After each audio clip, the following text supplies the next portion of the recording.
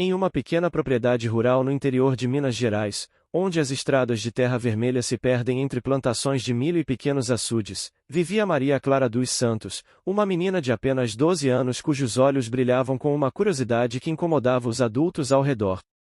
Filha de pequenos agricultores, ela cresceu observando os problemas cotidianos da vida rural com uma perspectiva única que ninguém ao seu redor conseguia compreender. A propriedade da família Santos enfrentava o mesmo problema que assolava toda a região, a escassez de água durante os períodos de seca. O poço artesiano que o pai de Maria Clara havia perfurado anos antes começava a falhar, e a bomba elétrica consumia uma energia que pesava no orçamento familiar. Durante as estiagens prolongadas, a família precisava racionar água não apenas para consumo próprio, mas também para os animais e a pequena horta que garantia parte da subsistência. Maria Clara sempre foi diferente das outras crianças da região. Enquanto seus colegas se interessavam por brincadeiras tradicionais, ela desmontava rádios velhos, observava o funcionamento dos motores dos tratores e fazia perguntas que deixavam os adultos sem respostas. Seu pai, João Santos, um homem simples que havia estudado apenas até a 4ª série, muitas vezes se sentia perdido diante da sede de conhecimento da filha. A escola rural que Maria Clara frequentava ficava a 15 quilômetros de casa, e ela fazia o trajeto todos os dias em um ônibus escolar que mais parecia uma lata velha sobre rodas. Durante essas viagens, ela observava atentamente a paisagem, notando padrões que escapavam aos olhos dos outros passageiros. Via como o vento se comportava diferentemente em cada região, como a umidade do ar variava conforme a topografia, e como as plantas respondiam a essas mudanças. Foi durante uma dessas viagens que Maria Clara teve sua primeira grande insight.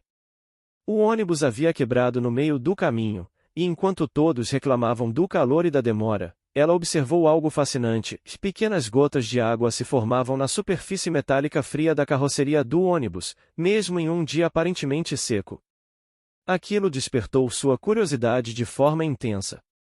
Chegando em casa, Maria Clara começou a fazer experimentos simples com materiais que encontrava pela propriedade.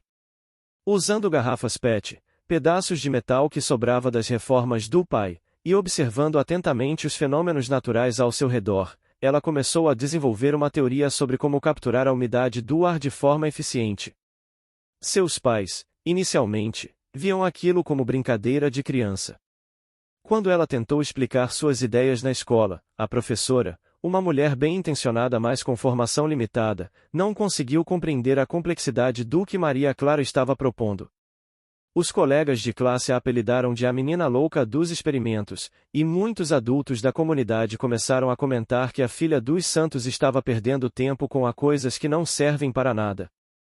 Mas Maria Clara persistia. Durante as madrugadas, quando a temperatura caía e a umidade relativa do ar aumentava, ela saía para observar como a condensação se formava naturalmente em diferentes superfícies. Notou que certas combinações de materiais e formas geométricas eram mais eficientes para capturar essa umidade. Começou então a construir seus primeiros protótipos rudimentares. O primeiro dispositivo que Maria Clara construiu era uma estrutura simples feita com latinhas de refrigerante, barbante e pedaços de tela mosquiteiro. Para surpresa de todos, o aparelho conseguiu capturar uma quantidade significativa de água durante a noite. Seus pais ficaram impressionados, mas ainda viam aquilo como um fenômeno isolado, sem grande importância prática. Determinada a aperfeiçoar sua invenção, Maria Clara começou a estudar por conta própria. Pediu ao pai para levá-la à biblioteca municipal da cidade mais próxima, onde passou horas lendo sobre meteorologia, física e química. Não entendia todos os termos técnicos, mas sua intuição natural a guiava na direção certa. Com o tempo, ela desenvolveu um sistema mais sofisticado. Utilizando superfícies com diferentes temperaturas, criou um gradiente térmico que maximizava a condensação. Incorporou um sistema de coleta e filtragem usando materiais encontrados na própria propriedade, areia fina, carvão vegetal que sobrava do fogão a lenha da mãe, e pedrinhas do rio que passava perto de casa. O dispositivo evoluído de Maria Clara conseguia extrair até 15 litros de água por dia do ar, mesmo em períodos de baixa umidade. A qualidade da água era excelente, melhor até do que a que saía do poço artesiano da família. Quando seus pais perceberam que aquela invenção poderia realmente resolver os problemas de água da propriedade, decidiram buscar ajuda técnica. João Santos procurou o engenheiro agrônomo que prestava consultoria na região, um homem chamado Dr. Ricardo Fernandes, formado pela Universidade Federal de Viçosa. Quando o técnico visitou a propriedade e viu o dispositivo de Maria Clara funcionando, sua primeira reação foi de ceticismo. Como uma menina de 12 anos, sem formação técnica, poderia ter desenvolvido algo que ele, com toda a sua formação acadêmica, nunca havia imaginado? Dr. Ricardo examinou detalhadamente o equipamento e ficou impressionado com a engenhosidade da solução. Maria Clara havia intuitivamente aplicado princípios de termodinâmica, hidráulica e engenharia de materiais de forma brilhante. O engenheiro percebeu que estava diante de algo revolucionário e sugeriu que a invenção fosse apresentada a especialistas de universidades. O primeiro grande teste veio quando o Dr. Ricardo levou fotos e descrições do dispositivo para seus ex-professores na universidade. A reação inicial foi de descrença total. Como uma criança do interior, sem acesso a laboratórios ou literatura científica avançada, poderia ter desenvolvido uma tecnologia que especialistas mundiais em captação de água atmosférica ainda consideravam experimental e cara? O professor Dr. Antônio Bezerra, especialista em recursos hídricos, decidiu pessoalmente visitar a propriedade da família Santos. O que ele encontrou superou todas as expectativas. O dispositivo de Maria Clara não apenas funcionava perfeitamente, mas apresentava eficiência superior a muitos equipamentos industriais que custavam milhares de dólares. Maria Clara explicou ao professor, com uma simplicidade desconcertante, os princípios por trás de sua invenção. Ela havia descoberto empiricamente que combinando superfícies com diferentes coeficientes de absorção térmica, criando microcorrentes de ar controladas e utilizando um sistema de condensação em estágios múltiplos, era possível extrair a água do ar de forma muito mais eficiente do que os métodos convencionais. Dr. Bezerra ficou tão impressionado que decidiu submeter o projeto de Maria Clara a uma avaliação técnica rigorosa. Trouxe uma equipe de engenheiros e técnicos da universidade para testar o dispositivo sob diferentes condições. Os resultados foram surpreendentes, e a invenção da menina apresentava eficiência energética 300% superior aos equipamentos comerciais disponíveis no mercado. A notícia da descoberta começou a se espalhar no meio acadêmico. Professores de outras universidades solicitaram visitas para conhecer o trabalho de Maria Clara. Empresas do setor de tecnologia ambiental demonstraram interesse em licenciar a tecnologia. Mas a menina e sua família não estavam preparados para a repercussão que estava por vir. Um documentário produzido pela universidade sobre o trabalho de Maria Clara foi postado na internet e rapidamente viralizou. O vídeo mostrava uma menina simples, descalça, explicando com entusiasmo como sua máquina bebia água do ar para ajudar a família durante a seca. A história tocou milhões de pessoas ao redor do mundo. Empresas multinacionais começaram a procurar a família Santos oferecendo contratos milionários pela patente da invenção. Jornalistas de veículos internacionais fizeram a peregrinação até a pequena propriedade rural para entrevistar a jovem inventora. Maria Clara foi convidada para apresentar seu trabalho em conferências científicas internacionais. Mas nem toda a atenção foi positiva. Céticos questionavam a veracidade da história, alegando que uma criança não poderia ter desenvolvido sozinha uma tecnologia tão avançada. Alguns chegaram a sugerir que tudo não passava de uma encenação, que adultos estavam por trás da invenção usando Maria Clara como garota propaganda.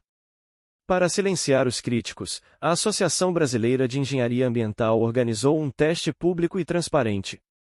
Maria Clara, acompanhada apenas pelos pais e observada por uma comissão de especialistas internacionais, teria que construir um novo dispositivo do zero, usando apenas materiais que ela mesma selecionasse.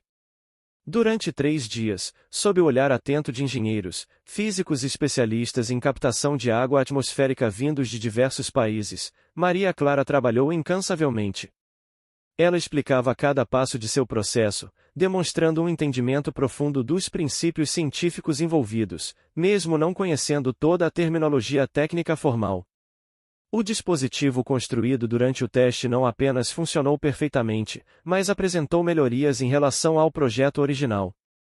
Maria Clara havia incorporado novas ideias que desenvolveu durante os meses de exposição à comunidade científica. Os especialistas presentes foram unânimes em reconhecer a genialidade e originalidade da invenção. O impacto da descoberta de Maria Clara foi imenso. Sua tecnologia oferecia uma solução viável e de baixo custo para o problema de escassez de água que afetava bilhões de pessoas ao redor do mundo. Diferentemente dos equipamentos industriais existentes, que eram caros e consumiam muita energia, o dispositivo da menina podia ser construído com materiais locais e tinha custo de manutenção mínimo. Organizações não governamentais que atuavam em regiões áridas da África e do Oriente Médio começaram a implementar versões adaptadas da tecnologia de Maria Clara. Comunidades que há gerações sofriam com a falta de água potável puderam finalmente ter acesso a esse recurso vital de forma sustentável. O governo brasileiro reconheceu oficialmente Maria Clara como jovem cientista do ano e criou um programa especial para identificar e apoiar outros jovens talentos em regiões rurais. Universidades de todo o mundo ofereceram bolsas de estudo integrais para que ela pudesse formalizar sua educação científica.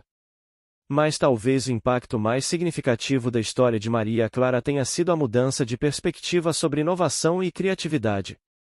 Sua descoberta demonstrou que soluções brilhantes podem surgir nos lugares mais inesperados, que a genialidade não depende de diplomas ou laboratórios sofisticados, mas sim de observação aguçada, persistência e coragem para questionar o estabelecido.